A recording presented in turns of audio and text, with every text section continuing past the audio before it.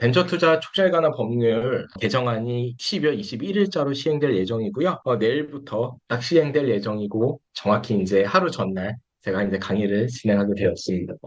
우선 오늘 이 강의를 진행을 하면서 떤 점들이 이렇게 많이 바뀌었는지 말씀을 드리겠습니다. 예, 우선 이렇게 목차는 이런 방식으로 목차가 있고요.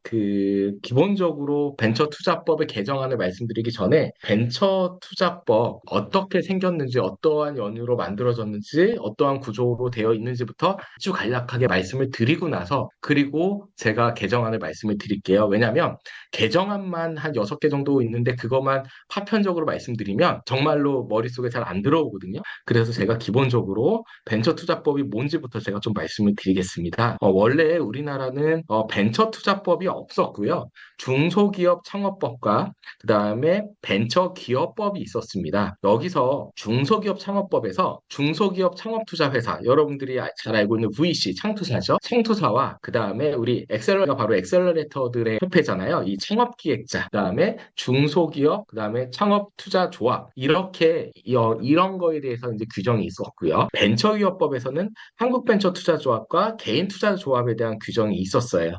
근데 이게 나눠져 있다 보니까 다 투자자를 갖다가 규정하는 법인데, 이게 두 법에 나눠져 있으니까 상호 모순되거나 제대로 규정이 안 되거나 빠지는 내용이 있거나 그런 부분이 많았습니다. 그래서 벤처 투자에 대한 거는 좀 다 모아놓자 얘기가 돼서 벤처 투자 촉진에 관한 법률, 줄여서 벤처 투자법이 시행이 되면서 중소기업 창업법과 벤처기업법에 흩어져 있던 그런 조항들이 벤처 투자법에 일괄적으로 다 규정이 되었습니다. 자, 그래서 벤처 투자 촉진법, 벤처 투자법에는 개인 투자조합, 창업기획자, 그 다음에 중소기업 창업투자회사, 이 창투사, 벤처투자조합, 이렇게가 이제 규정이 돼요. 즉 아까 말씀드린 중소기업 창업지원법과 벤처기업법에 나눠져 있던 것들이 이렇게 하나로 뭉쳐 있다는 거예요. 참고로 여러분들이 많이 알고 있는 일반 사모 집합투자기구, 사모펀드, 기관 전용 사모펀드, 얘네들은 자본시장법에서 규정을 하고 있고요. 신기사 있죠? 신기술사업금융업자, 신기술사업투자조합은 여신전문금융업법에서 규정을 하고 있습니다.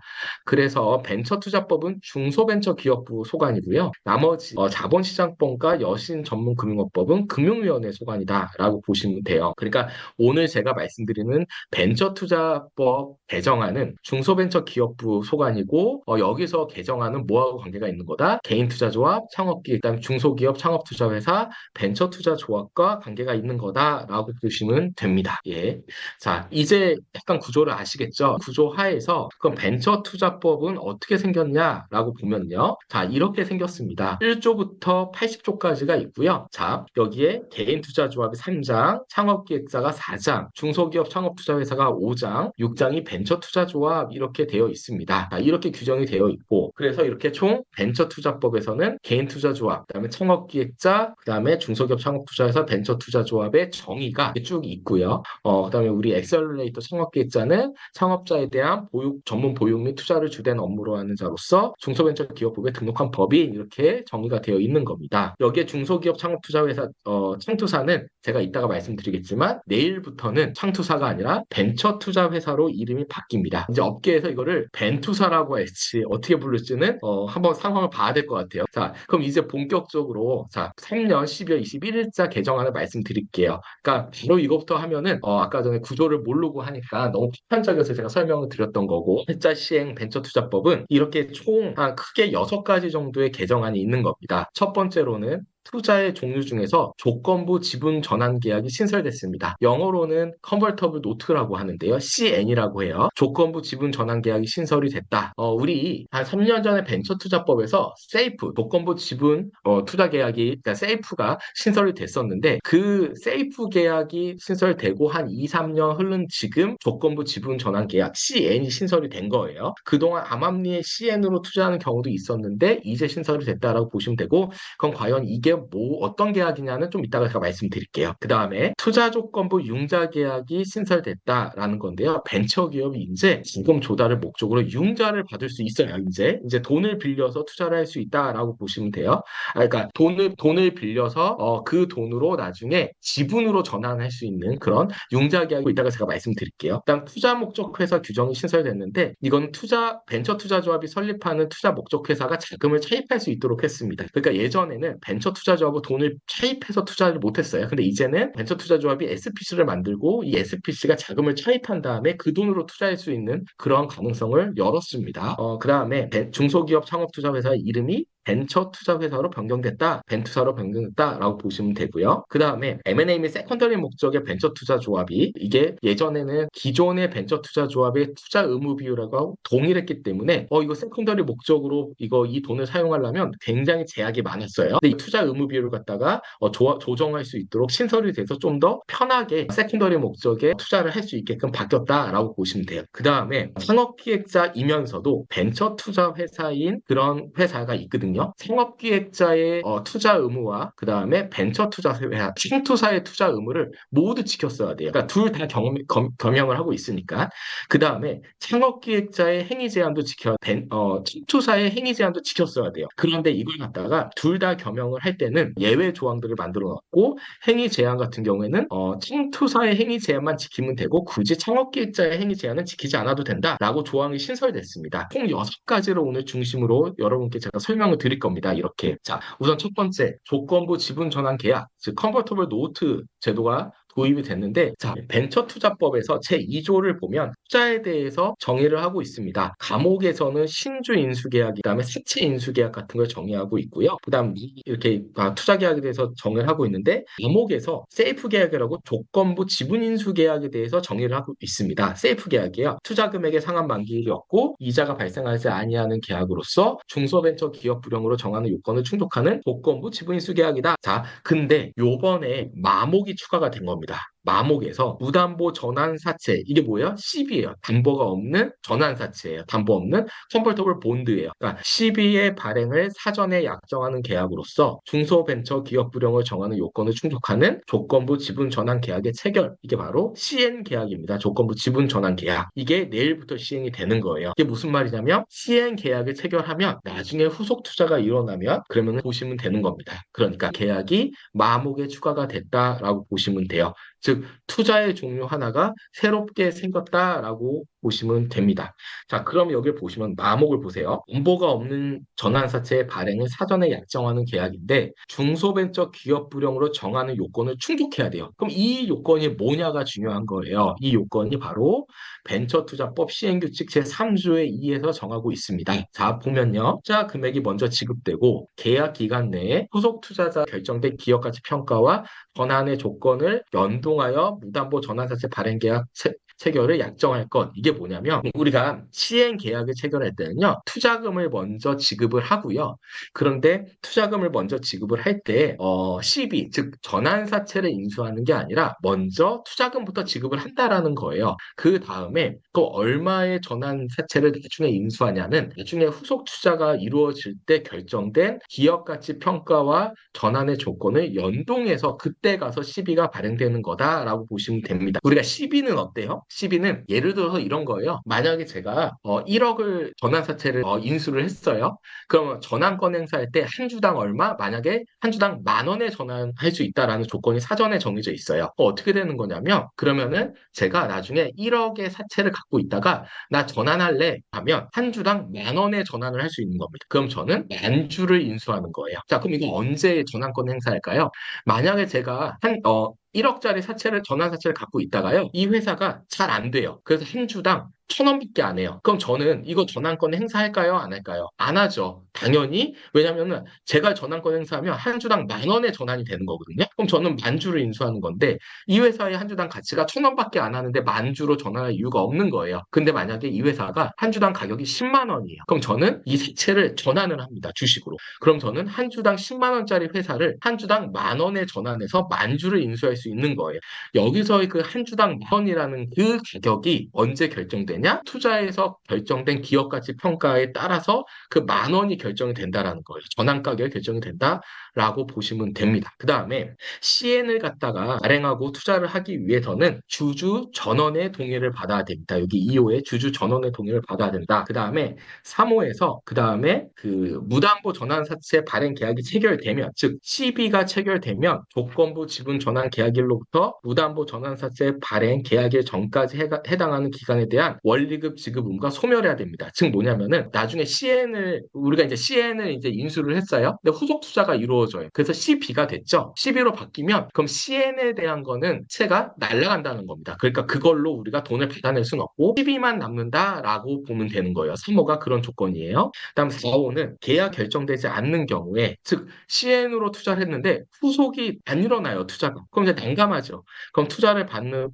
회사는 계약에 따른 원리금을 투자자에게 상환할 것. 즉 계약이 없으면은 CB로 안 바뀌겠죠. CB로 안 바뀌니까 어쩔 수 없이 CN에 투자한 원금 플러스 이자만큼 나중에 돈으로 반환해. 4호에. 그리고 5호는 뭐냐면 우리가 이거는 이제 CN으로 투자하고 그 다음에 CN은 어때요? 그 주주 명부에도 없고요. 그 다음에 등기도 이루어지지 않아요. 그러니까 이거를 후속 투자자가 볼 때는 만약에 스타트업이, 그러니까 투자를 받는 피투자 회사가 CN으로 투자받은 걸 조용히 감추잖아요. 그러면 후속 투자자가 이걸 알 수가 없습니다. 등기도 안 돼 있고 그 다음에 뭔가 이렇게 이거 자체가 뭐 이렇게 공개되어 있는 게 아니에요. 그 주주 명부에도 당연히 없고요. 사채니까. 그러니까 뭐예요? 5호는 무조건 후속 투자를 받을 때는 이걸 숨기면 거짓말하는 거니까 CN이 체결된 사실을 무조건 후속 투자자한테 문서로 고지해야 된다라는 의무를 이렇게 부여를 했습니다. 그러니까 자, 정리를 하면 1호는 뭐냐면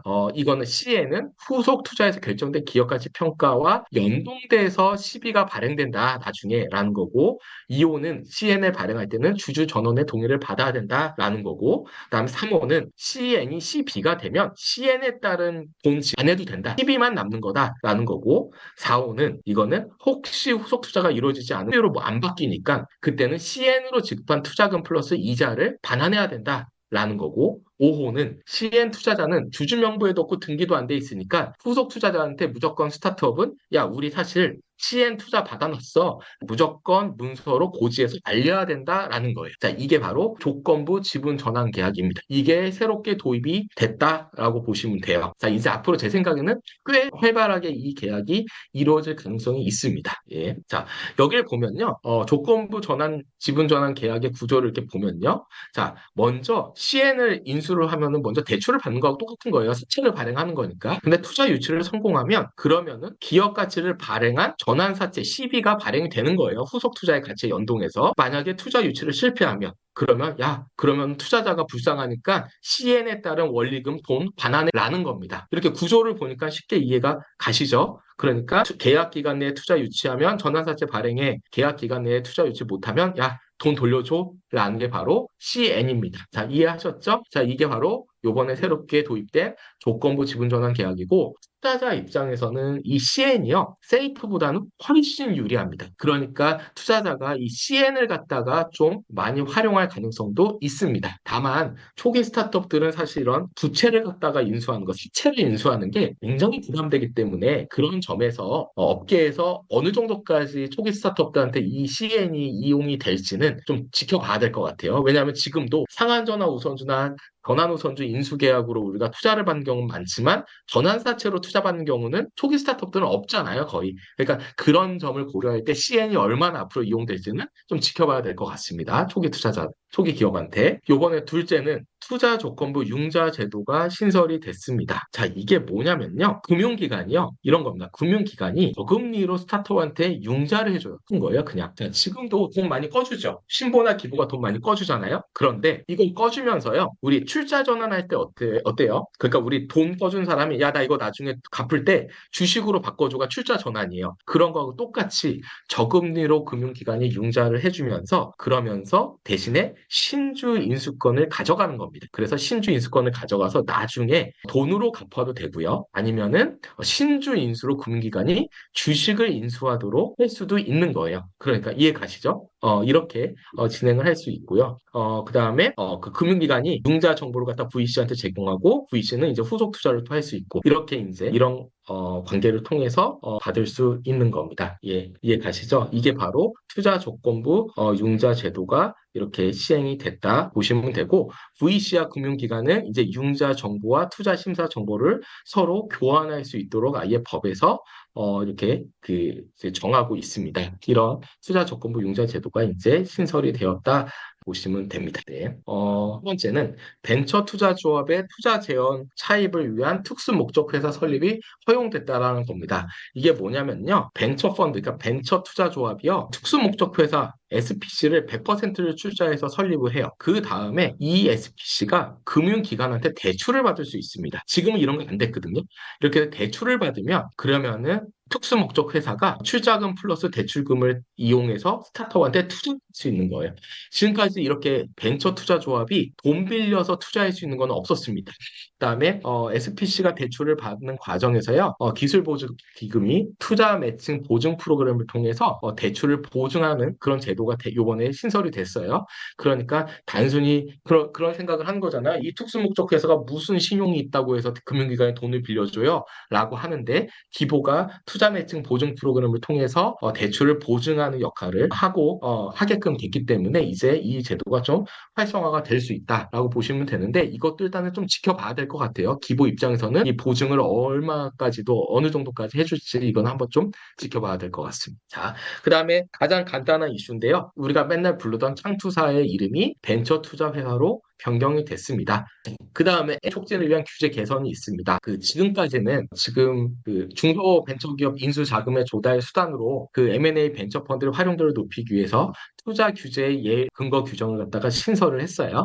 그래서 이제 M&A 벤처 펀드의 인수 대상 기업의 지분 매입을 활성화하기 위해서 신주 투자 의무를 완화했습니다. 즉 뭐냐면은 그러니까 M&A 벤처 펀드, 그러니까 아니면은 세컨더리 펀드 같은 경우에는요. 사실 펀드는 다른 기존의 펀드의 주식을 떠오는 거잖아요. 그러니까 기존 펀드가 청산을 못하고 그대로 주식을 갖고 있을 때 그 기존의 펀드의 존속 기간이 그대로 만료가 될 때 돼서 세컨더리 펀드가 그 주식을 갖다 그대로 투자해서 갖고 오는 게 바로 세컨더리 펀드고 M&A 벤처 펀드인데 근데 지금까지는 벤처 펀드나 세컨더리 펀드한테도 신주 투자 의무 비율이 그대로 존속됐어요. 그러니까 그럼 이상하죠. 우리 이 펀드는 기존의 존속 기간이 기한이 만료된 펀드를 그대로 떠와서 주식을 사오려고 만든 펀드인데 이 펀드의 자금으로 또 20% 이상의 신주 투자를 해야 된다라는 거예요. 그러니까 이제 이거는 이제 굉장히 적절하지 않은 규제다라고 해서 이걸 갖다가 완화를 했고요. 그 다음에 하위 법령 개정을 해서 이거에 대해서 폐지를 이제 추진을 하는 겁니다. 구체적으로 이건 또 좀 더 지켜봐야 될 것 같고요. 그 다음에 상장법인을 용이하도록 M&A 벤처펀드의 상장법인 투자 제한도 완화했습니다. 현재는 그거든요. 상장법인에 투자하는 게. 근데 이걸 갖다가 완화를 했고요. 아직은 명확하게 나오진 않았기 때문에 이거에 대해서는 시행령이 명시될 예정이고 좀 더 지켜봐야 하는 상황이에요. 이거에 대해서는 또 말씀을 드리겠습니다. 예, 그 다음에 벤처 투자 회사의 창업 기획자인 경우에는 이중 의무가 다 있었는데 그럼 도대체 뭘 하란 말이냐 이런 이제 얘기가 나오는 거예요. 그러다 보니까 아예 법에서 어떻게 되어 있냐면요.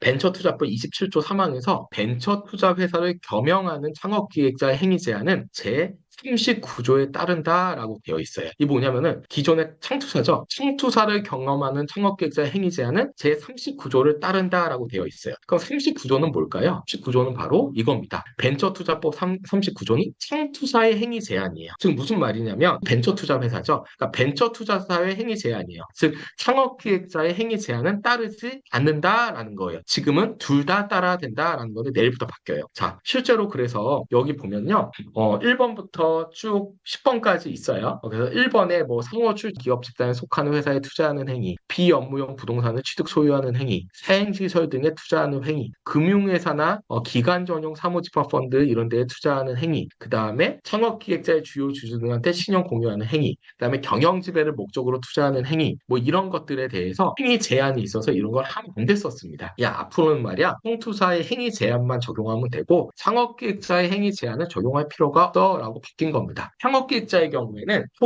초창기 기업에다가 10% 이상을 투자를 해야 되고 사모펀드 결성도 안 되고요. 청투사 주식 취득도 안 돼요. 그런데 사실은 이런 규정들이 제한적이고 문제가 있었다라고 보고 있어요. 그러다 보니까 창투사면서 창업기획자인 경우에 예를 들어서 과거에 포스코 기술투자, 캡스톤, KB, 그다음에 시너지 IB 투자, 일라이트 벤처스, 카카오 벤처스 등등이 벤처 캐피탈 지금 벤처 투자 회사죠. 벤처 투자 회사이면서 창업기획자였는데 그럼 우리는 초창기 기업의 40% 이상을 투자해야 되고 사모펀드 결성도 안 되고, 그다음 청투사 주식도 취득도 안 되고, 그럼 뭐야? 우리는 다 못하는라고 하면서 창업 기획자의 자격을 자진 반납을 썼습니다. 근데 아까 제가 말씀드린 것처럼 12월 21일부터 벤처 투자 회사를 겸용하는 창업 기획자는 이중 의무를 해소하는 내용이 있고, 플러스 그다음에 뭐죠? 창업 기획자의 행위 제한을 지키지 않아도 벤처 투자 회사의 행위 제한만 지키면 된다. 이렇게 변경이 됐습니다. 그래서 지금 어떻게 구체적으로 변경이 됐냐면 투자 의무 관련해서는 두 개를 겸용하면 원래는 초기 창업 기업에 40대 이상을 투자해야 되는데요. 그런데 그냥 40대 이상 투자를 안 해도 되고요. 초기 창업 기업에 투자하기 위한 목적으로 벤처 투자 조합을 한 개 이상만 운용하면 된다. 완화를 시켰어요. 지금 뭐냐면은 예전에는 창업기획자 겸 벤처 투자 회사가 무조건 초기 창업 기업한테 40 이상을 투자해야 되는데 아니야. 이제는 그냥 초기 창업 목적에 벤처 투자 조합 하나만 운영하면은 문제 없어. 바뀌었다라는 거예요. 그래서 정리를 해보면은 자, 투자 의무가 창업기획자는 투자 금액의 40 이상을 초기 창업 기업에 투자를 해야 된다라고 보시면 되는데 벤처 투자 회사는 그냥 투자 금액의 40 이상을 초기 창업 기업이 아니라 창업 벤처 기업에 투자하면 돼요. 그래서 이게 훨씬 더 벤처 투자 회사는 널널했었거든요. 그러다 보니까 아예 그냥 두 개를 겸용을 하면요. 투자 금액의 40 이상을 창업 기업과 벤처 기업에 투자를 그대로 하면 되고요. 그게 벤처 투자 회사의 의무였어요. 근데 다만 창업기획자의 40% 이상은 초기 창업기업에 투자하는 거 이걸 갖다가 예외 그대로 하지 말고 그냥 다만 벤처 투자조합 한 개 이상만 보유하면 그냥 40% 이상 투자하는 건 우리가 면제해 줄게 해서 이런 단서 조항이 생겼습니다.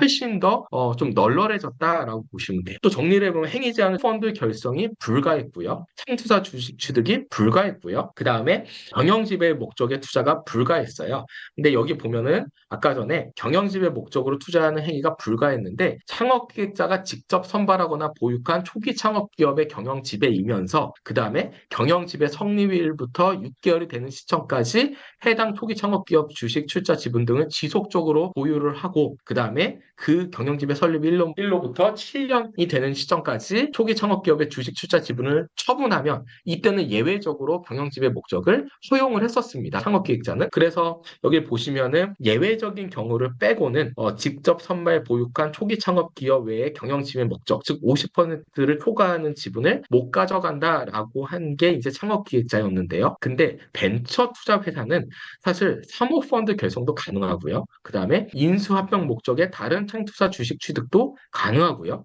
그 다음에 중소기업에 대한 경영지배 목적 투자도 가능해요. 다만 금융하고 보험업 등은 제외가 되고요. 자, 이렇게 벤처 투자 회사는 행위 제한이 훨씬 더 널널했고 창업기획자는 좀 더 빡빡했는데 이게 이제 어떻게 됐다? 그냥 벤처 투자 회사의 행위 제한만 적용이 되는 거예요. 인수합병 목적의 다른 상투사 주식도 취득 가능하고 그다음에 중소기업에 대한 경영지배 목적 투자도 가능하다. 그대로 벤처 투자 회사 것만 적용이 된다라는 회사. 얼마 전에 창업기획자인 퓨처플레이가 벤처 투자 회사, 즉 창투사의 자격을 따서 등록이 됐다라는 기사가 났었습니다. 그게 이제 퓨처플레이가 창업기획자가 싫어서가 아니라 그 벤처 투자 회사로 명을 하게 되면 그러면은 사모펀드 결성이 가능하니까 좀 더 큰 금액의 사모펀드 결성을 통해서 큰 규모의 투자를 할 수 있거든요. 그러니까 이거는 좀 앞으로 좀 살펴봐야 됩니다. 왜냐하면 이제는 창업기획자를 겸용한 행위 제한이 창업기획자께 적용이 안 되니까 특별한 문제가 없어지고 이렇게 총 6가지 정도의 그 개정안이 있고요. 그 6가지가 굉장히 제가 느끼기에는 그동안에 그 벤처 투자법에서 문제가 됐거나 또는 개선이 필요하다라고 얘기됐던 부분들을 아주 잘 반영을 하지 않아 이렇게 생각이 들어요.